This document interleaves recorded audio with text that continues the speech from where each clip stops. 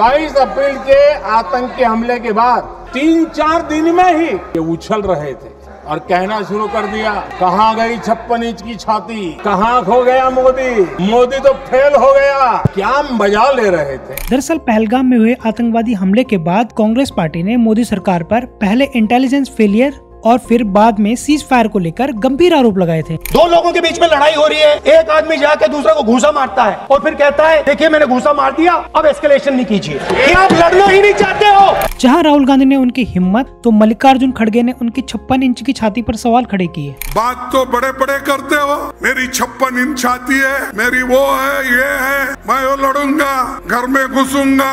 और इसी पर रिएक्ट करते हुए मोदी ने कहा कि कुछ लोग पहलगाम हमले में अपनी राजनीतिक रोटियां सेकना चाहते हैं। उनको लगता है वाह बाजी मार ली, उनको पहलगाम के निर्दोष लोगों की हत्या में भी वो अपनी राजनीति तराशते थे।